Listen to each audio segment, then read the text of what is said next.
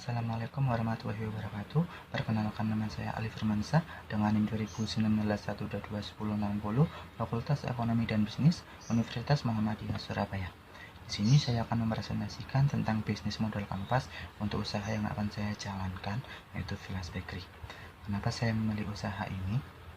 Karena usaha kuliner ini pangsa pasarnya sangat besar dan pangsa pasar usaha kuliner ini tidak akan pernah mati. Meskipun roti tidak menjadi makanan masyarakat Indonesia sehari-hari, tapi kan masyarakat Indonesia itu juga akan nyemil, jajan. Nah, roti ini bisa menjadi kayak teman nyemilnya mereka. Untuk roti sendiri, tidak hanya satu atau dua orang yang suka roti, melainkan hampir semua orang itu suka roti. Berikut bisnis model kanvas yang sudah saya buat. Elemennya yang pertama ada customer segment.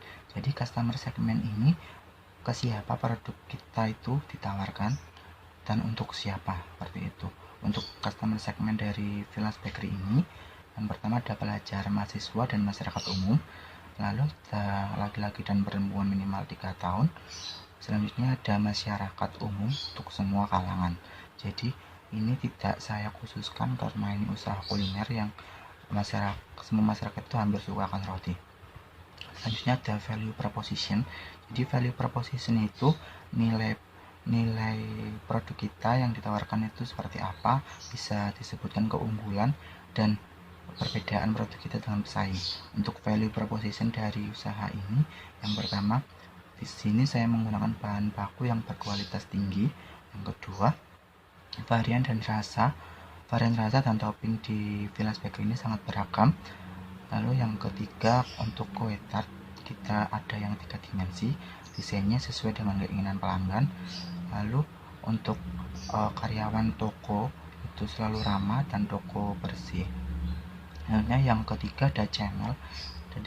Jadi channel ini produk kita itu bisa didapatkan di mana, lalu pelanggan itu bisa mendapatkan produk kita dari mana dan dari siapa. Lalu untuk channel di Vilas Bakery ini melalui penjualan online store dan offline store, kita juga mengikuti pasar dan event-event besar agar masyarakat yang belum tahu toko kita di mana itu bisa tahu. Yang keempat ada customer relationship. Jadi customer relationship ini kedekatan hubungan kita sama pelanggan itu seperti apa. Biasa kita harus bisa mendapatkan kelayanan pelanggan dari customer relationship ini. Jadi customer relationship di Vilas Bakery ini kita memberikan diskon untuk yang beli di atas 20 piece. Lalu kita juga menyediakan kotak kritik dan saran agar menjadi evaluasi bagi kita untuk produk yang baik ke depannya. Lalu kita memberikan pelayanan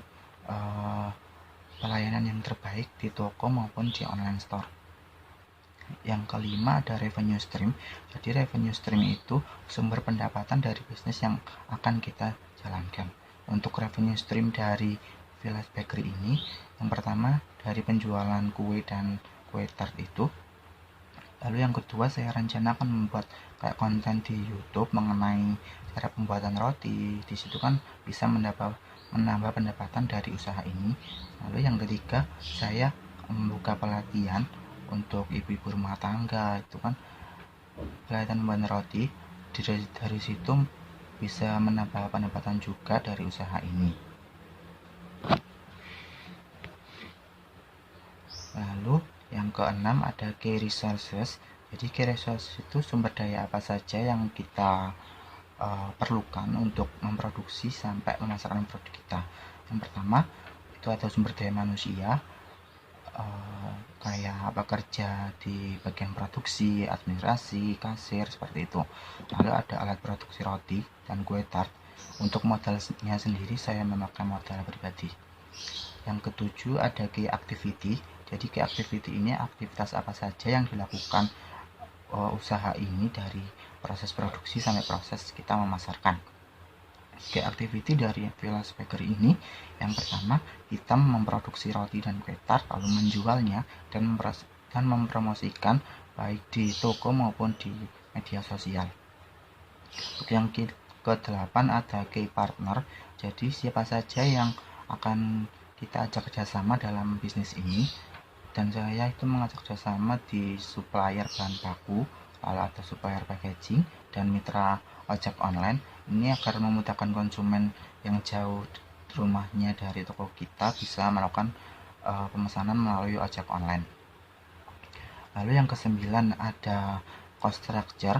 Jadi cost structure ini biaya yang timbul dari adanya proses produksi sampai proses pemasaran.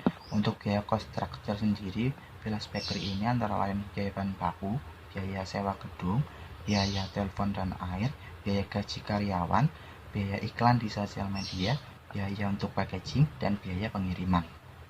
Sekian pemaparan PMC untuk usaha yang akan saya jalankan, yaitu Vilas Bakery. Kurang lebihnya mohon maaf. Assalamualaikum warahmatullahi wabarakatuh.